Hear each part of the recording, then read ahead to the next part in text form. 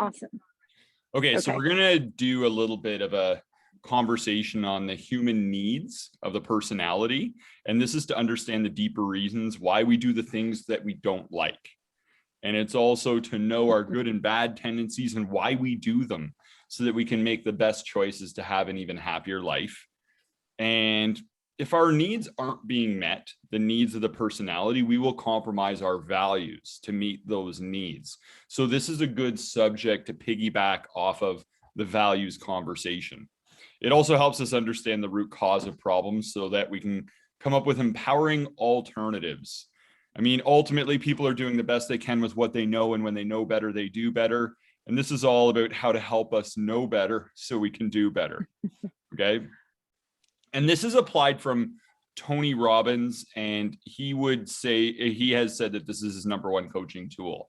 So Wow. based on his experience, and this would be very highly valuable. Now, everyone has a reason for what they do. It might not make sense, but they do have a reason. All behavior, good behavior, bad behavior, neutral behavior, is simply an attempt to meet one of the needs of our personality.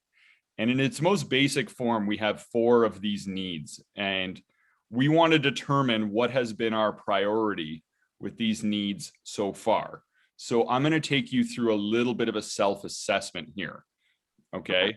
So I'm going to give you 3 different categories.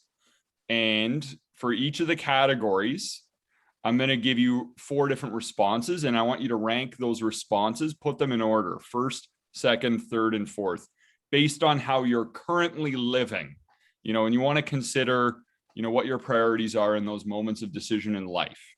Okay. So you're going to rate them first, second, third, and fourth. Okay. Okay. So #1 is I am most interested in. I am most interested in A, how can I protect myself? B, how can I gain more respect? C, how can I make things more exciting?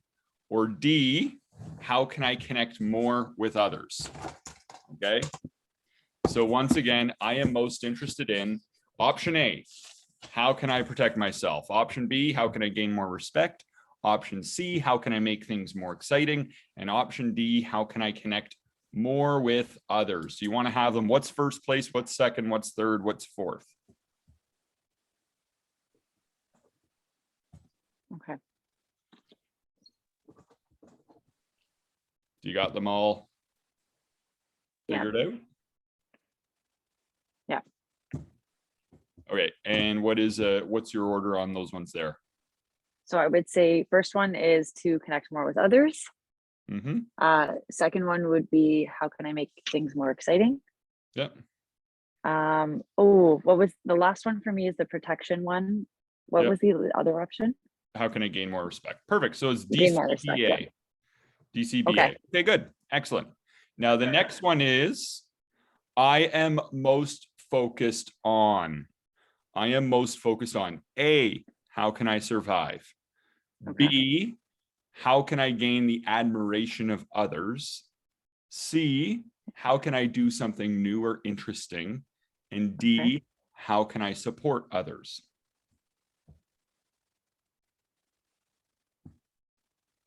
How can I support others?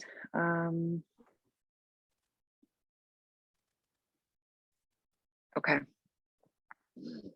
So I would say D, how can I support others? Mm-hmm.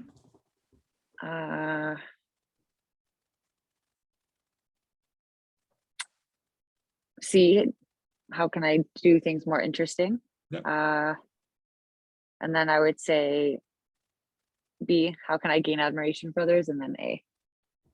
Okay, good. I guess. DCBA. Yeah. Perfect. Yeah. All right. Now, the next question is I think about A, okay. What is the comfortable or easy thing to do? B, how can I make myself feel more important?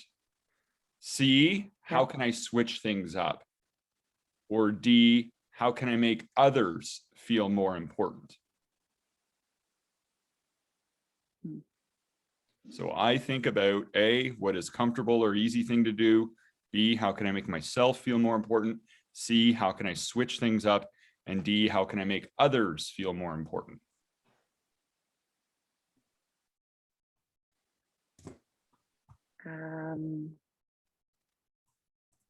I would say DC, AB. Okay. Perfect. Okay, good.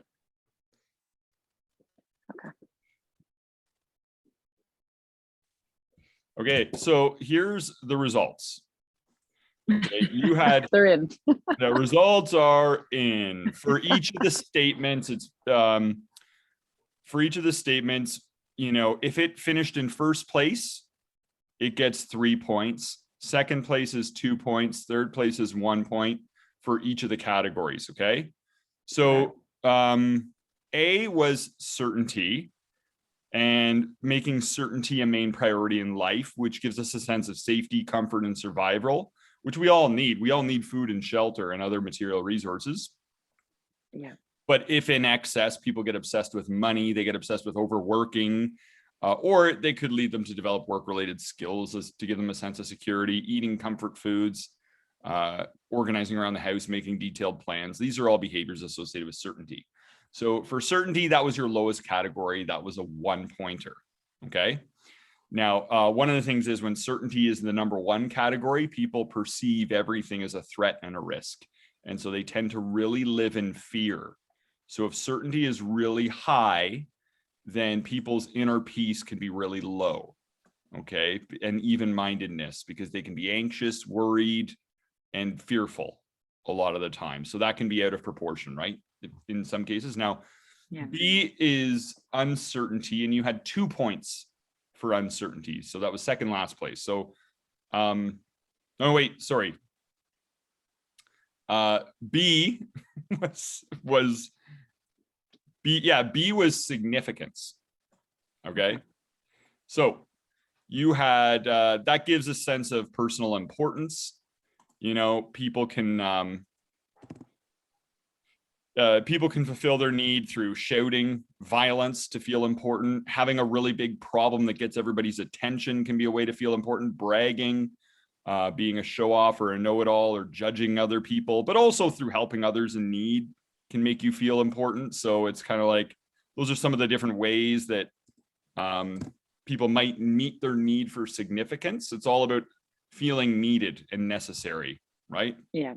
Having some sort of an impact usually, and getting attention, right? So that would be the second lowest category for you, which is, and it ended up getting 2 points. Okay. Okay.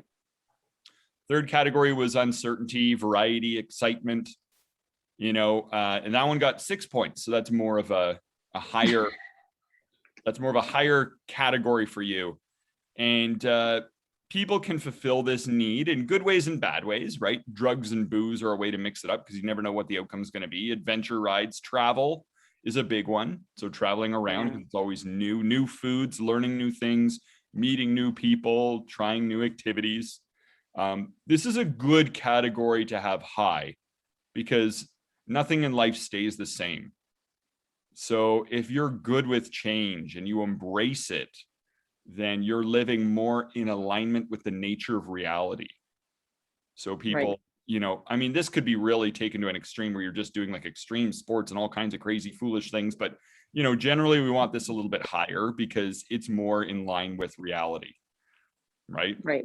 And unknowns and constant change, like you said. Whereas people in the certainty category tend to resist change.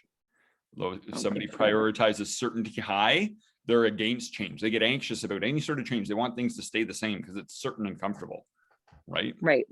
So, but that doesn't, that's not the way the world works.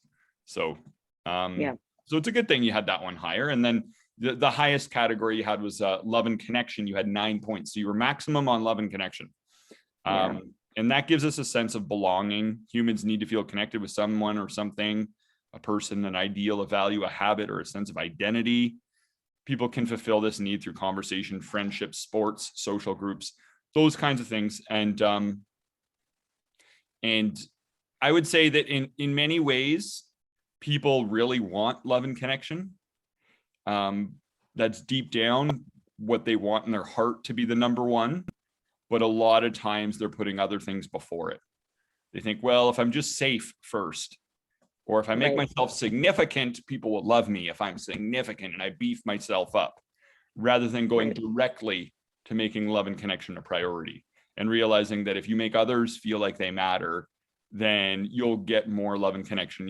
It's a more direct route there, rather than trying to make it sound like you matter to everybody, right? So anyway, at this point, we would take a look at, okay, we value love and connection most, uncertainty second, significance third, certainty last.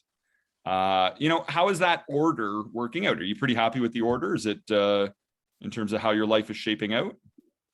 I would say it. I don't know if this is true like for other people too, but I feel like it does change a lot. Mm-hmm.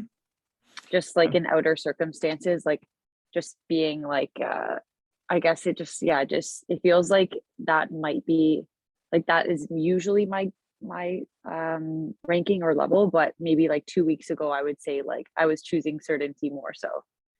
Do you know what I mean? Yeah, Like and things that that were might more have been, comforting. yeah, and the thing is that it is a priority. All four of these must get met.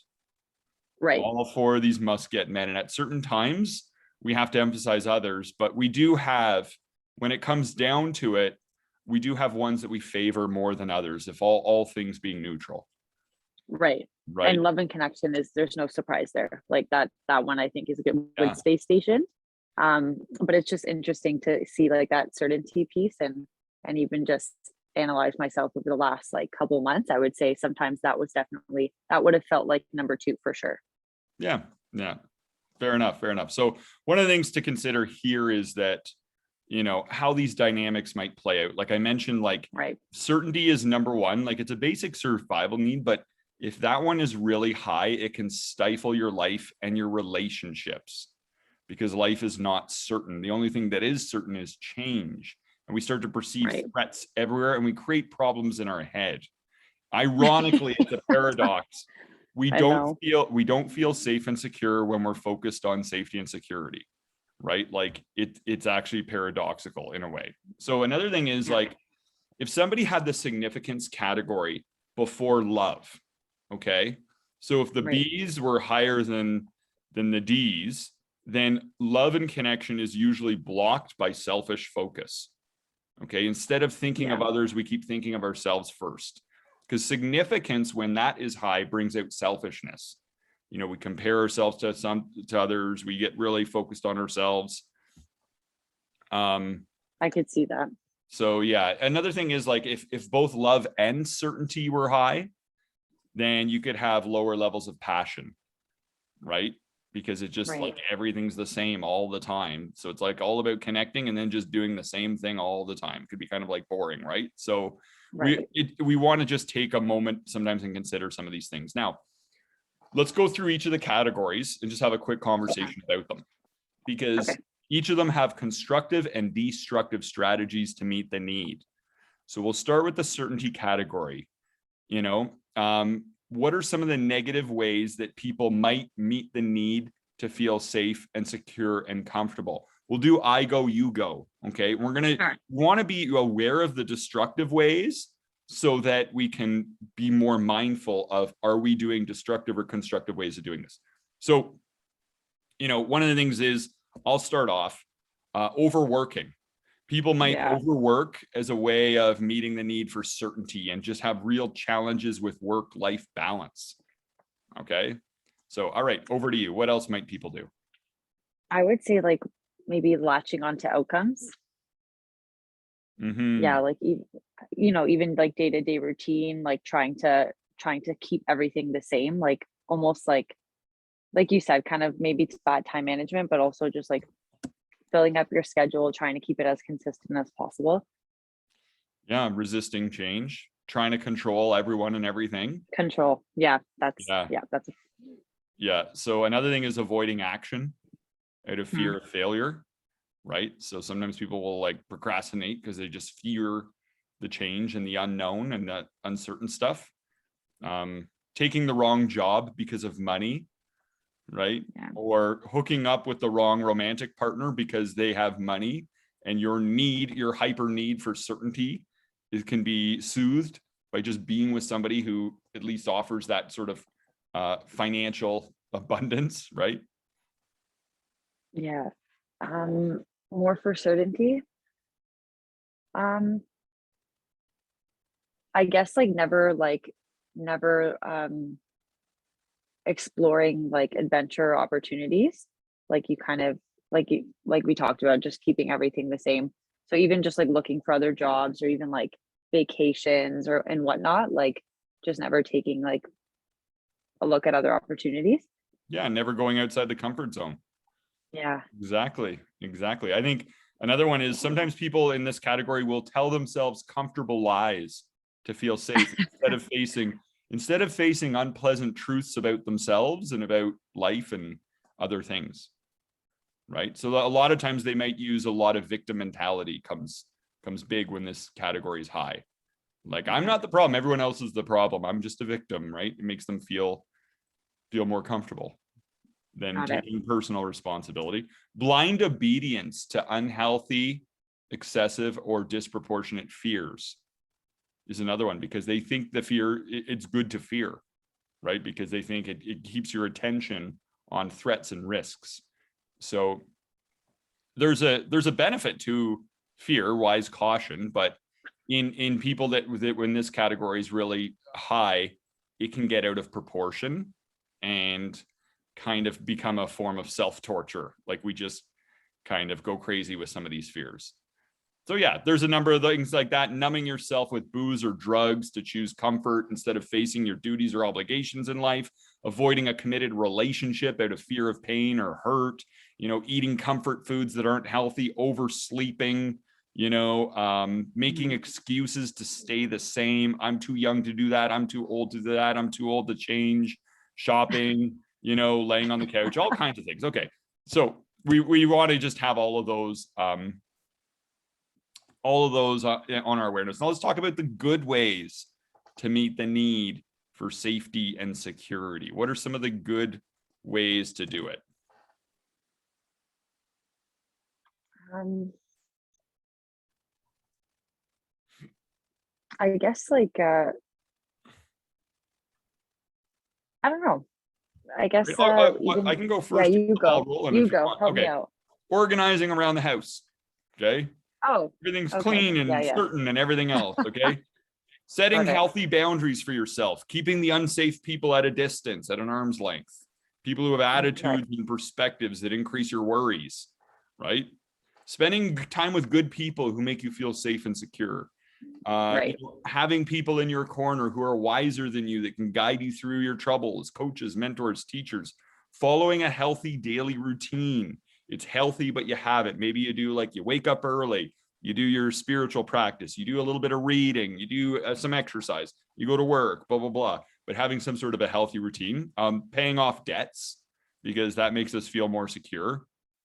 Buying a really safe and efficient car, making a detailed plan or to-do list, doing a familiar workout routine that you know and love, learning self-defense, martial arts, building a strong, resilient body, saving money, visiting old familiar places, listening to old favorite songs, rewatching your old favorite movies, having a positive effect on other people. I think the effect you have on others is one of the most valuable investments in your safety and security. Focusing on self-improvement.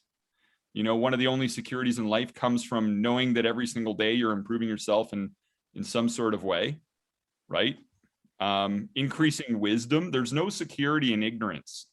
There's no security in lack of understanding, right? So getting quality information, gaining clarity of knowing through investigation and accurate perspective, increasing the ability to create value for other people and getting paid for that value. So work-related skills and certifications and training, prudence, careful foresight on what could go wrong, memory management, just remembering things that make you feel secure, just knowing how there's always been love in your life and there's always been support and it's always come to you, right? So focusing on the protection and security I already have in my life, right? So thinking about, well, how am I already secure? How am I already supported? Right. So working hard, I think, the big three for me on this one is developing gratitude and awareness for the force of love that permeates the entire reality. You know, this intentional, intelligent force that breathes us when we're sleeping at night and beats our heart and digests our food and shuttles the nutrients everywhere and helped us grow from a little larva shaped ooze ball to like the full grown human we are right now. You know, we can see that there's a force in the universe that's 100% trustworthy that we've relied on to get us here. So I think positive faith is one. Extraordinary mindset, viewing that life is happening for you, not to you, that can make you feel safe and comfortable and secure. Using every setback or challenge as a way to get wiser and better, right? Like ask yourself, what's good about this? What can be learned? How can I make it better if any problem ever happens? Knowing the true self will give you safety and security, awareness of your highest potential and your true self as being much more than a human being, like a mortal flesh creature on this mudball planet, that you're so much more than that. And so I think, I think those are some of the, big ways to do it. Right. So, so that's the safety and security thing. And I think, you know, to conclude this category, we keep choosing wrong strategies for safety and security and struggle with the fear and frustration. Like that's a common pattern here, you know, and this way of behaving can lead to poor quality relationships, poor career choices, you know, certain things like that, because we feel unsafe even when we are safe. That's what happens if this category is prioritized too much. And that betrays our happiness, right? Control in this reality is kind of like an illusion. You know, true security is found in the way we look at things, you know? So, well said. yeah. So people are looking for it in the external thing. So, yeah. So why don't we go into the uncertain category, uncertainty. So I think, you know, life would be boring if we all knew in advance how it would turn out, right? Like nobody likes a movie spoiler, right? They're like, yes, no. Even though you know that you're going to hear the end of the movie anyway, you're like, I don't like that. You just ruined my, now it's like a certainty thing. Now it's not, I'm not going to get my need for uncertainty met, right? So we always need challenge, diversity, excitement, something fresh and new to stay energized and engaged, right? So, yeah. So let's talk about what are some of the good or bad ways that people meet this need, and then what are some of the good ways to meet this need, right? Because we want to plan more productive ways to meet the need for excitement in life, or we might do destructive things. So I'll start off with a negative way to meet the need for uncertainty. It could potentially be risky activities, really risky activities. Maybe you get into cliff jumping, maybe bungee jumping, or skydiving or extreme sports. They're not necessarily bad, but you know, you could get carried away with some of these activities and put yourself in harm's way if you're not careful. So there's the potential for it, right? All right, over to you. Boom. The first thing I thought of was travel. Maybe like, I mean, it could be good or bad. Like sometimes, you know, travel kind of like paints perspective for you, but then at the same time, like maybe you are never like in one place. Maybe you don't want to, not that that's a bad thing that you have to stay in one place, but it could be if you're like, maybe you're not meeting your needs in that sense, like other needs, because you're just avoiding a certain like place. Okay, good. So, you know, one could be, you know, doing unsafe travel to unsafe locations as a way of running away from problems, right? Right. So that's what I was getting at. Yeah. Absolutely. Watching the news is a destructive way to meet this need. Watching the news because you don't exactly know, it's all new things, but they tend to all be bad, right? Like in many cases. Always, yes. So another one is gambling. You don't know the outcome. You don't know the outcome, but you know, odds are always against you with gambling, right? And it can be a slippery slope. So experimenting or overindulging in drugs, booze, and other intoxicants can be a way, right? Getting a crazy party girlfriend or a totally out of control party boyfriend could be a way of, true. doing this. Didn't think of that one. Mood swings and starting arguments because you never know how it's going to work out. Creating conflict with people or stirring the pot because you never know how they'll react, right?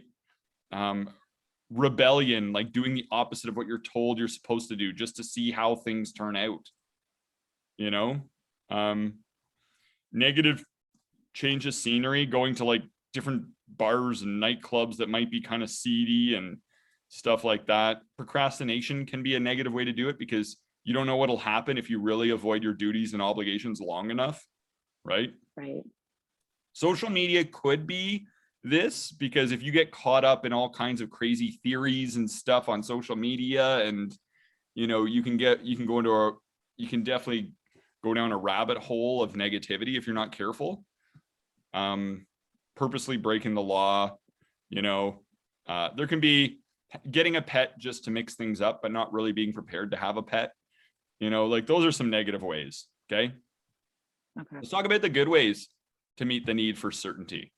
What are your thoughts? What's a good way to meet the need for certainty or uncertainty for variety? Uncertainty. Yeah. Well, I would say just like maybe in terms of jobs or opportunity, like maybe you are like open to new opportunities and that like allows you to like serve people better. I don't know, just even education wise, like you could just,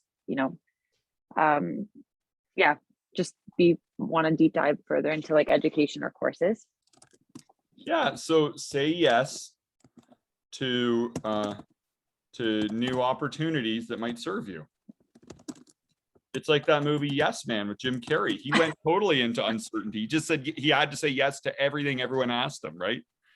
Yeah, that's a good one. He went to the Harry Potter party. He did all these different things. I don't remember, but I don't remember too much, but yeah. Changing up your exercise routine can be a good way, right? Gardening, you never know how it'll turn out. Exploring in nature, you never know what's going to happen. Taking a vacation, you don't know these places. You're exploring. Right? It could be showing your love to strangers. You don't know how they're going to react, right? Reading the funny pages. You don't know what's going to happen. I recall once, I think it was Milton Erickson, he would prescribe that for his clients who were feeling like mentally in a low state. Their homework was they had to read the funny pages every day, right? Oh, that's so cool. Because is that a book, Funny Pages? Is that like a... No, like it's like the comics saying... in the newspaper. Like there's like a comic section usually in the news. I haven't gotten a newspaper in forever, but there's like a comic section. You read the comics, right? Smart. So, trying new foods, maybe getting the waiter or waitress to spice. I do this all the time, actually. When we go out for dinner, I'll just say, just have the chef make me whatever his favorite dish is or her favorite dishes, Amazing. And then we just wait to see what comes out. And it's always good and it's always fun, right? And it's always something I wouldn't expect. Watching a movie we haven't seen before because we're uncertain about the outcome. Sports events, we're uncertain about the outcome. Meeting new people. You could try a new thing every day for 50 days. It's all about being spontaneous, right? Learning something new is a good way. Learning a new language, new musical instrument, a new dance, a new sport, a new skill set or talent, right? Signing up for a new type of class you're interested in. Trying a new healthy diet. Like taking improv classes like Second City Improv. They make you comfortable with being uncomfortable. I think it's a great idea. Awesome. So that we stop getting so obsessed with impression management and we stop taking ourselves too seriously. So do it yourself home projects, getting a new haircut could be good. Starting a new healthy ritual, maybe like juicing in the morning or cold water bathing or,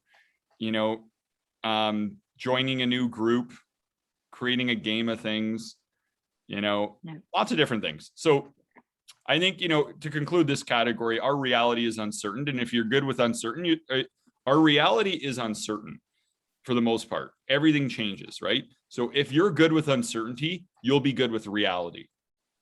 Okay, so because uncertainty is the only certainty. There's never been a certain time in human history.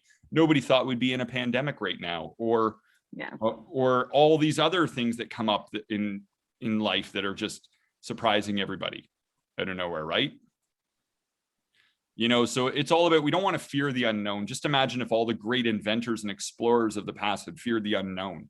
The unknown is where growth resides, both for society and for the individual person, right? And the quality of your life is usually in direct proportion to the amount of uncertainty you can comfortably handle.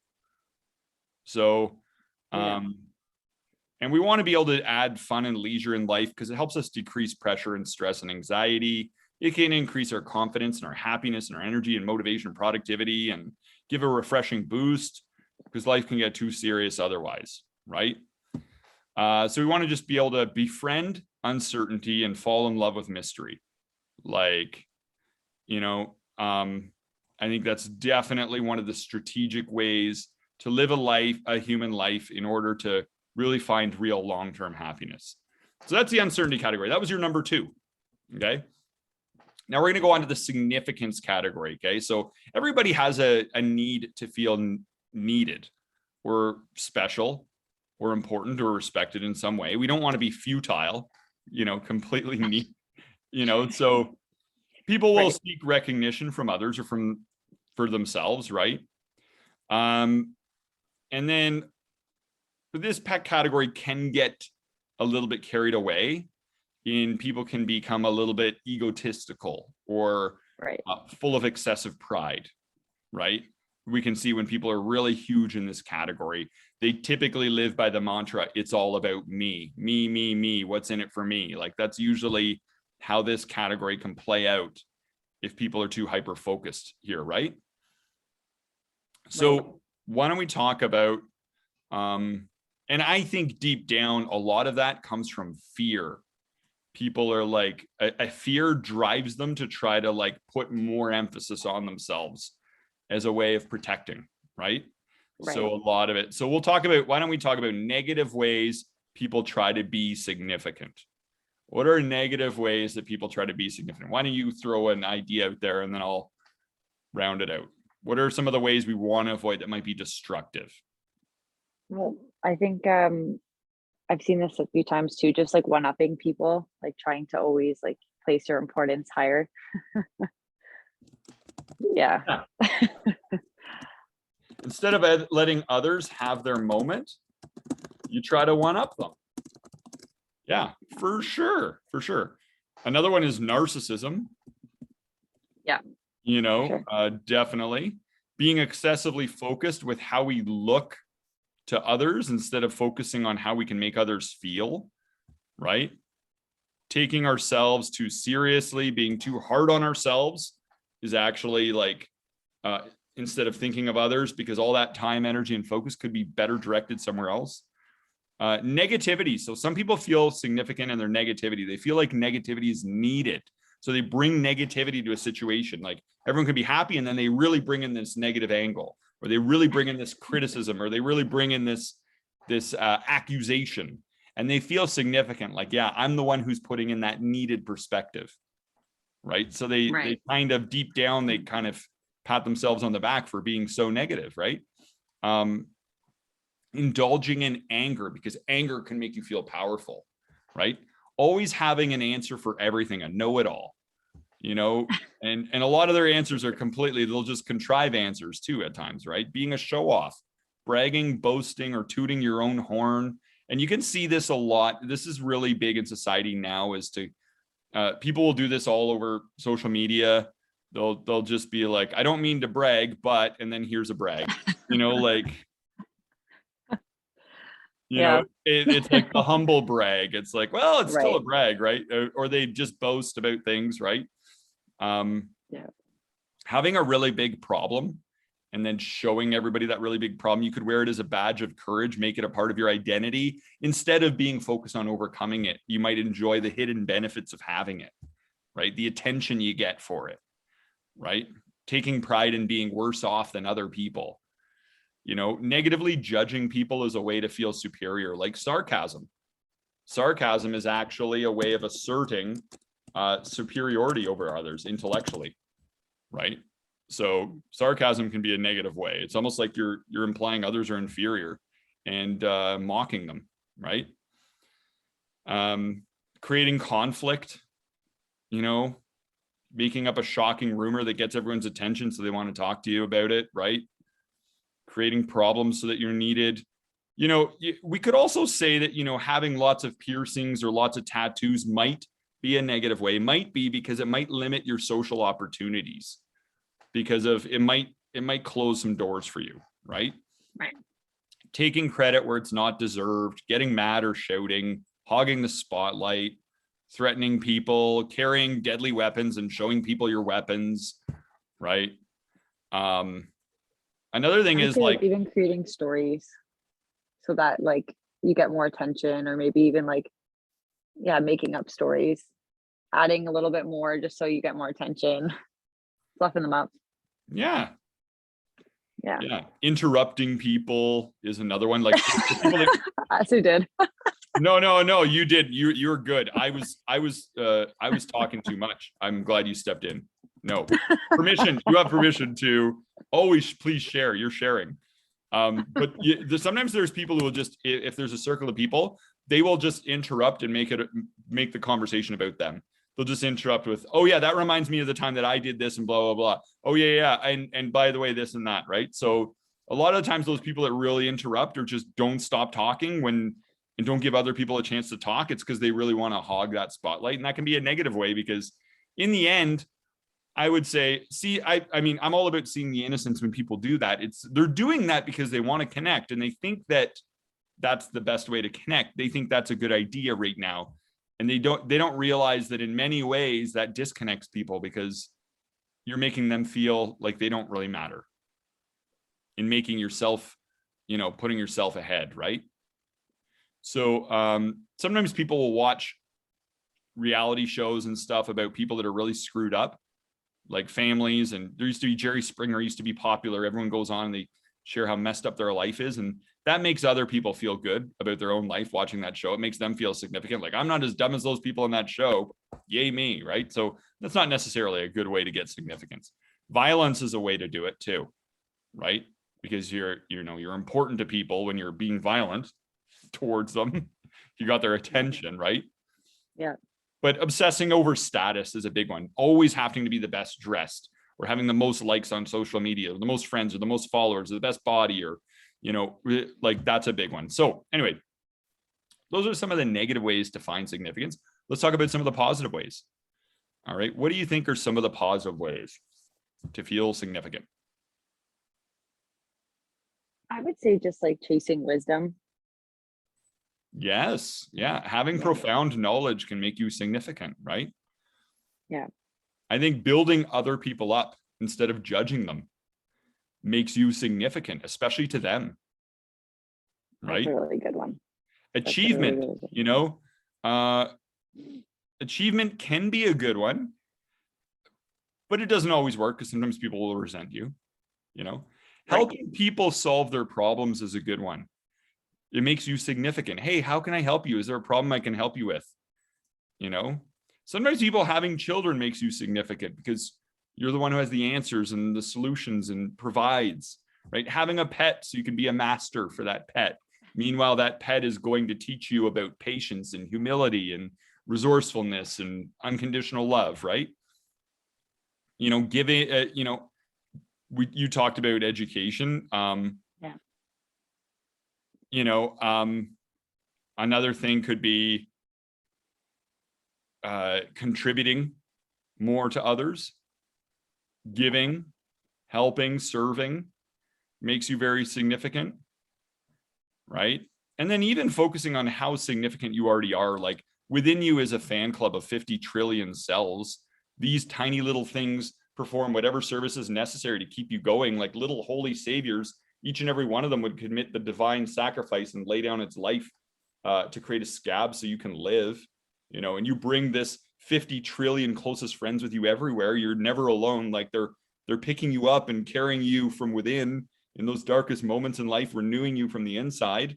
So you're significant to this whole cell factory that has complete allegiance to you, right? Like, so that can be and to some degree, there might even be a spiritual way of meeting the need for significance. If you decide that you're going to live for God instead of living for the egotistical self, Like that can give you a sense of significance. To be able to live the values of a spiritual teacher or a spiritual master from the past could give you a sense of significance, right? So there are different ways to do it. I think the main thing is, to conclude this category, find significance from the inside. That's a really good way to do it. You can find significance in mastering the virtues of character and character strength, because what you really want are the things on the inside, not the outside. It's the emotions. And we create that from the inside out, right?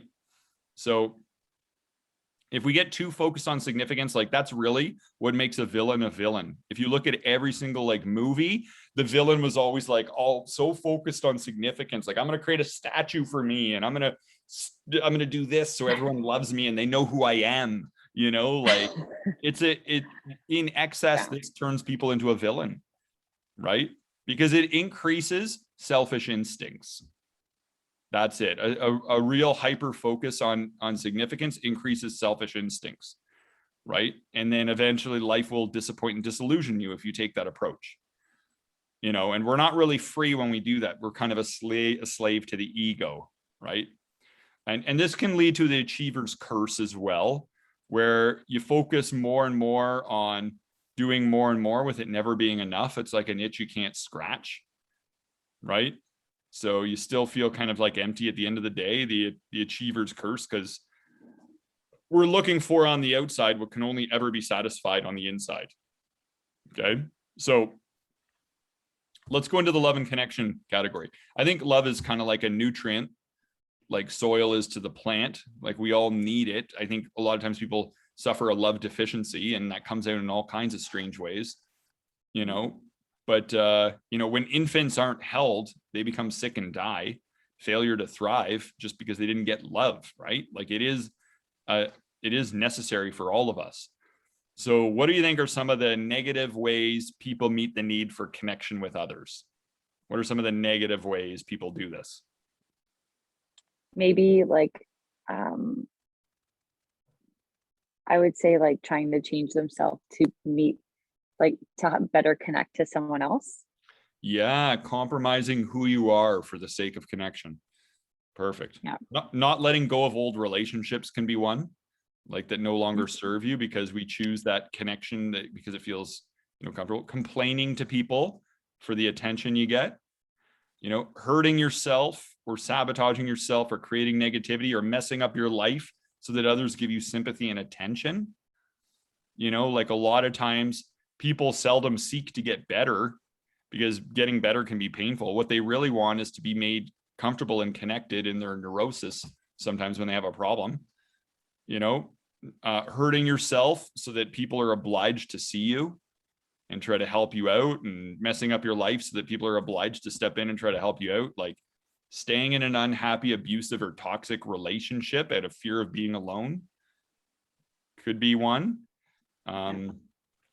Not setting healthy boundaries on the relationships. Like you don't have to honor people when they're being disingenuous. Like there's no rule that you have to give people your attention and focus when they're being disingenuous and have bad intentions, right? So another way can be putting too much pressure on one person to satisfy all your needs. So maybe getting married and just assuming your husband should, if you're not happy, it's your husband's fault. Like just putting all the pressure on them. Demanding love and connection from others. It's better if it's inspired, not demanded, right?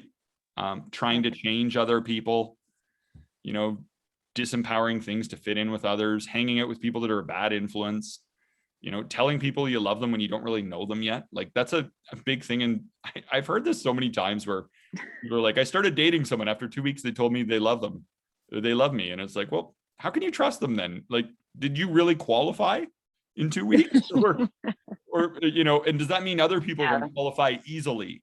If somebody gives away those words easily and like, can you really trust it? Right. Yeah.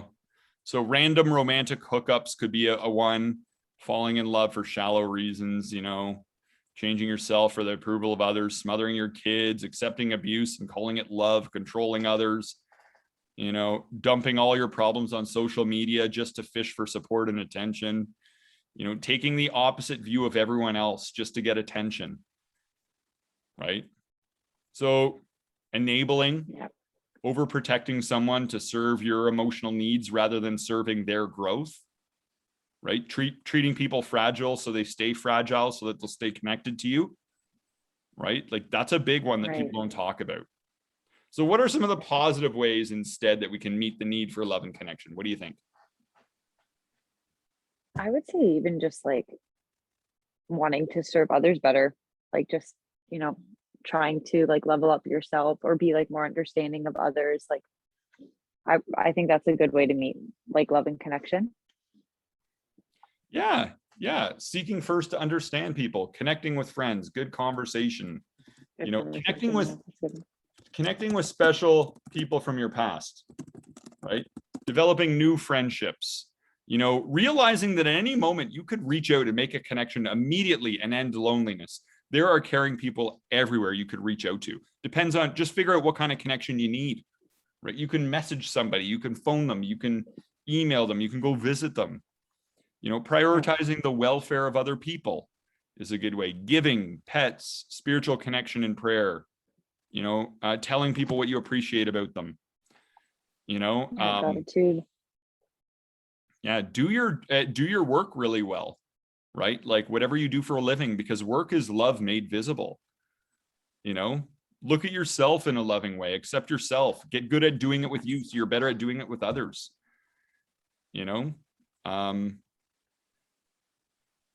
You could also for love and connection, you could remind yourself that you're being guided, that, you know, there is a higher power that's looking out for you, and knowing that you're guided can make you feel loved and connected, right? There's not really a downside to that one there.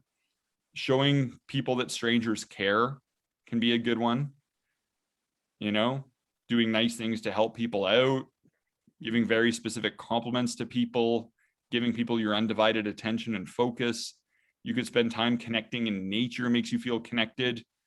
Even with yourself, like connecting with yourself, like you said, like character development could be a way of you like connecting and loving like others more optimally. Yeah. Yeah, absolutely. So, I mean, according to a 75-year-old Harvard study, like the number one predictor of happiness in life is good relationships, not status, not significance, not wealth, not popularity, blah, blah, blah, right? So having people that are around us helps your nervous system relax, gives you confidence, renews you, refreshes you. I think the best thing you can do for yourself is to give love to others. You gain far more in the end, right? Yeah. As you love greatly, you live greatly, I think. You know, so I think Such good one-liners.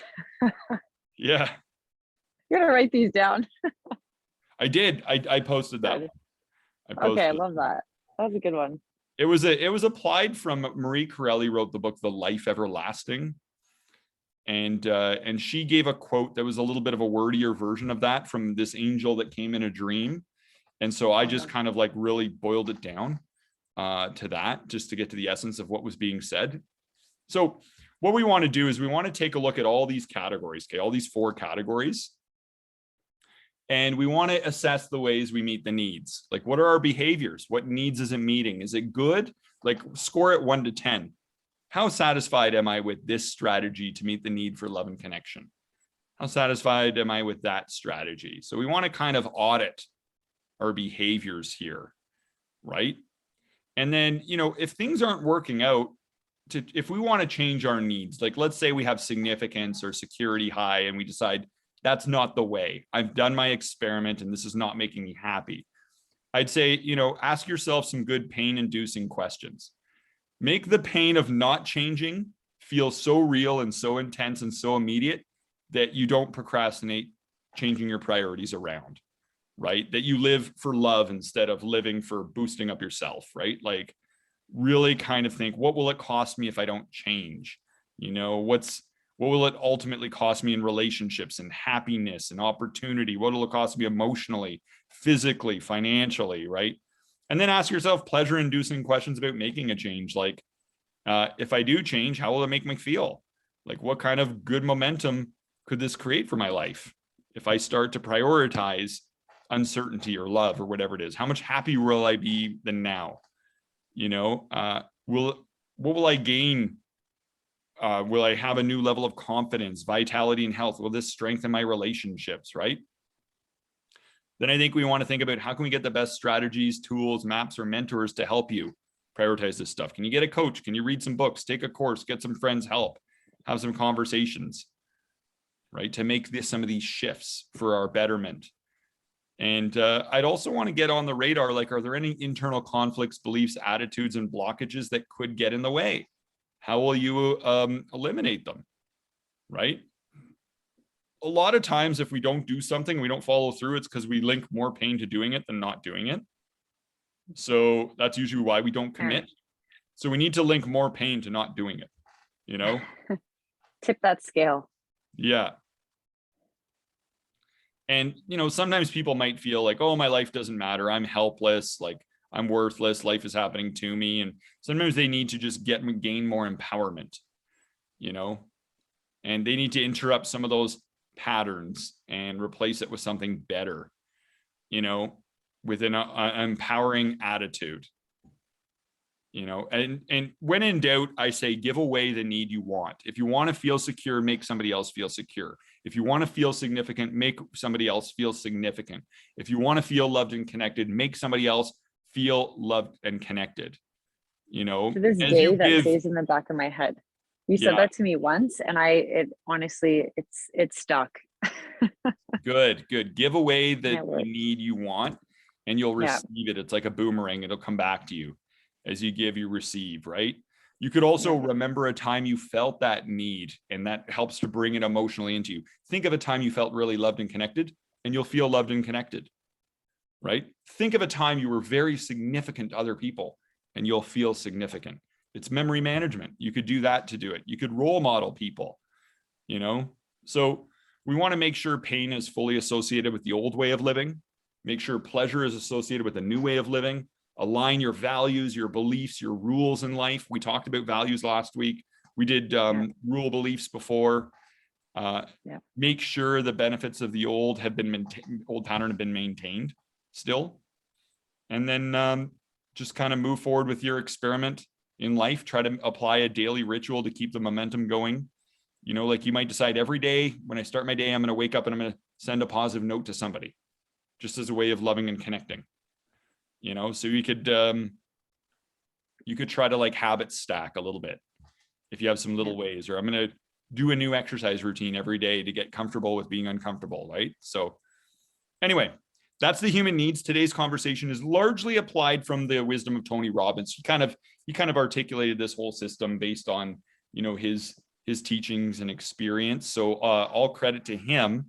I've just kind of like captured a lot of it and just kind of put it together in my own unique way.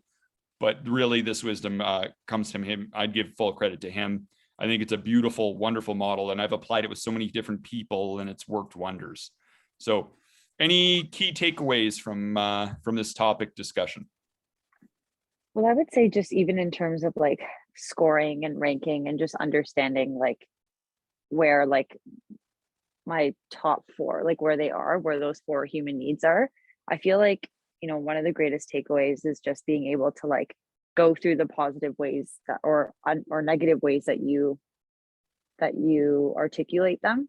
So I think that would be like a really big takeaway, even in terms of just getting to know yourself and what you're currently doing and maybe why it's not working or why it's working. Yeah, absolutely. Know where you are with that assessment. Now, I put the assessment together, right? But it took me a long time to kind of figure out but do the assessment, get your numbers. You can always rescore yourself later on, see how you're coming along. And then just awareness itself can be curative. So just knowing that some of these behaviors are negative ways and you're doing it to meet this need.